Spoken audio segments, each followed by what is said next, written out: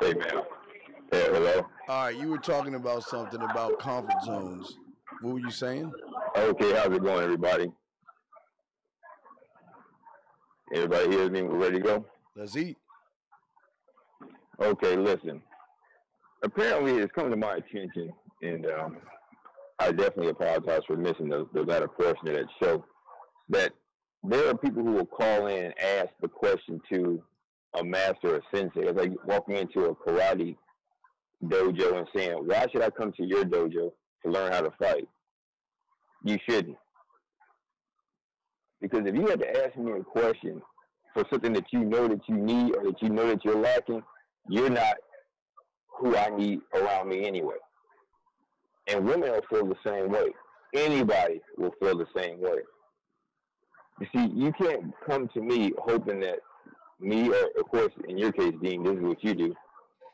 They can't come to you, or God can't come to us and want our help because we have no ability to bring them out of the comfort zone of inferiority that they have created. I can't make you want to be great. I can't make you want to think better of yourself than you are willing to think of yourself. And I'm sure that I've been on this show live to hear somebody ask, why should I listen to you? And this is what other people say. It's almost like a guy who doesn't have game of his own, and he'll go to a chick and tell the chick, hey, your old man is cheating on you because you're trying to get next to her. Or why do you take this from the guy versus having your own game and dealing with your having enough game on your own to talk it out of her panties? When you have to be sucker slick to make things happen, or you have to create turmoil to see how the masses or how people will view the turmoil in order for you to get whatever it is that you're looking for, you're not good enough to come over here anyway. Definitely not good enough to approach me. You know what's funny? What's funny is that you get. I got that. You know, it's pretty funny. You know, guys will really watch the video. I had a guy tell me, "Why am I watching this boring ass shit?" So you call you to have you explain to them why they're doing what they have chosen to do with their time. Yes. Oh man. And you know when you probably did it with a straight face. You know what's funny is that if these guys didn't need the help, they wouldn't be on here in the first place. If these guys knew they were lacking something, they wouldn't even begin to watch. But you know how it goes when you say something that hits home or hits what mommy goes against. You lash out in a feminine way. Even last night, about someone telling me about another nigga talking about me. Like I'm supposed to do something. And see, that's where when you told me, and you know, I was busy with family, but I'm thinking, well, what would be the motivation for telling me what somebody else is saying about me? As if you want me to justify my position. You're not here to justify who I am. I'm here to do what I do for those who wish for me to do what I do for them or help them. 1,000%. This back and forth, tongue wrestling and text wrestling and email wrestling or YouTube wrestling is just not what men do. I don't have to. If and I hate to go back into the scriptural part of it, like the old Negro spiritual says, let the work that I've done speak for me. Judge me by my works, by my deeds. And if I said I did it, like I tell people, if I say a duck can pull its truck, you say which duck do I hook the fuck up? Okay? Yeah. I'm not here for speculation and a whole bunch of back and forth with people who really aren't worthy of a discussion. That's not what I do.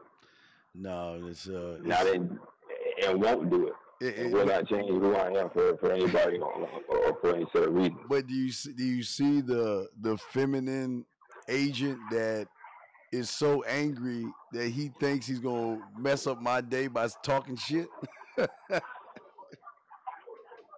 Well, sometimes people send out what's the word that they use in today's society? Trolls and these kind of individuals for the sake of creating division, decisiveness, and diversion. It happens in politics. It happens in many other areas. It happens in many other areas of life and society. So what people do is they tend to find things that they're comfortable in. And by the way, who else is comfortable in chaos? Aren't women comfortable in chaos? Yes. Okay. So if women are comfortable in chaos, and many of these guys seem to have been reared, overly reared in many cases, in a overly feminine environment, then what's their natural reaction going to be? Because men are, we're image processing, we're image processors anyway as men. That's what a male is by nature. And above being an image processor, we emulate, correct? Emulate what they know. Yes. Right, because now our sons learn by emulating what we do, and then we emulated our fathers. So we saw men being men. So if you take out that, and I've talked to you about this in private, that we can't recognize what we're not used to. Right. No different than they can recognize what they're not used to. Yes. And kind of like Predator. Yeah. When he dropped down on Arnold Schwarzenegger, and he had been used to using his heat. We didn't know then he could see anything, but he was using the heat vision, right? Yeah. Like a snake. So when Arnold was covered in the mud, it cooled down his heat, or it just masked it from the predator. So the predator didn't know that he was out there in front of him, because that was something that he at the time was not used to seeing. Well, and you know what, the not used to seeing in this case is not used to hearing that you're great and you're a man and you're a king and you're a warrior, you're godlike, and you're telling me you don't want to hear that as a man? You want to fight that? you want to fight that? You want to fight somebody telling you that you're great and you deserve pussy, and you want to fight that? Well, I guess. Well, what did you say? What are they? They're the comfort zone of what? They're stuck where? They're stuck where? You talking in the zone of inferiority? In the zone of it, right? Speak more on that real quick. Well, some people, I think we used to call it the sticky. What did Sean call it? The sticky goo. Being in the placenta or whatever. Yes. Some guys, men, some guys are still stuck in that sticky, icky glue, and they want to be in that sticky, icky glue of the placenta or mom's love or the zone of comfortability. If you lift weights, you have to be willing to make your body uncomfortable. If you're not willing to make your body uncomfortable, then you're not going to get anywhere. So, but because you can't get anywhere, you feel better about yourself trying to disrupt the class, as in throwing mud, hate, and questioning somebody that gets more pussy than you ever got in your life. Well, what do women do when you say, well, Mom, why isn't my dad around? Mom, why can't you keep a man? Mom, why don't men cheat on you? And why do you keep going back?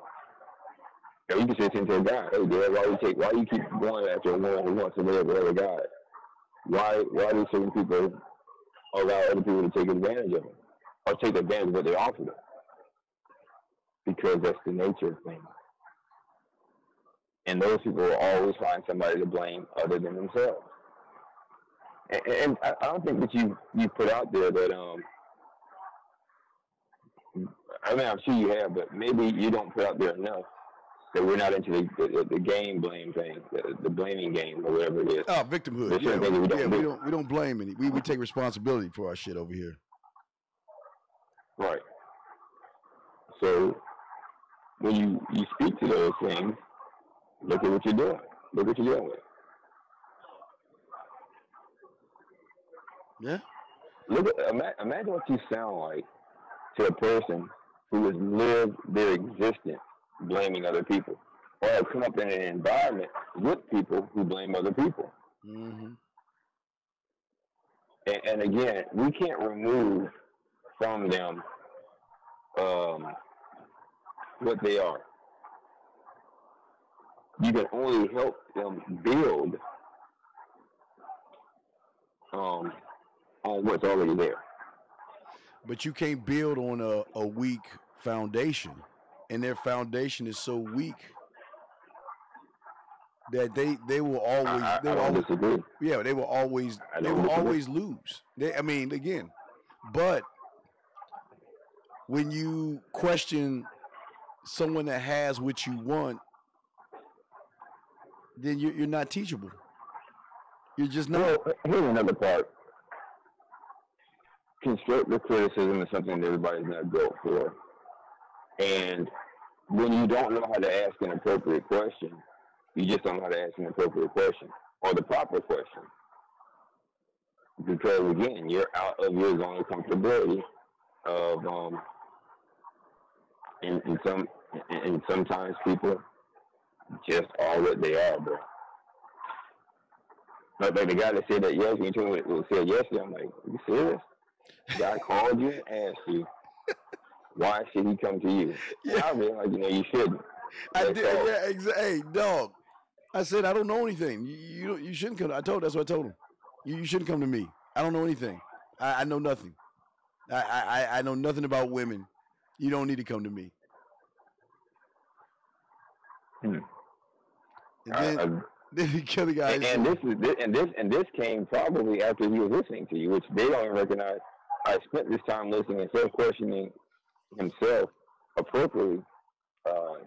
He decided to ask you, and I close all my shows with before the love piece of chicken grease. I close every show I've ever done with. Sometimes it's not about right or wrong, but more importantly, it's about clarity.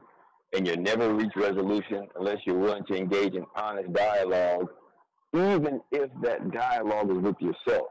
And then I'll say take time to love the person you hug and hug the person you love on behalf of the man mindset and going forward. This is what these guys need to do in order to be successful.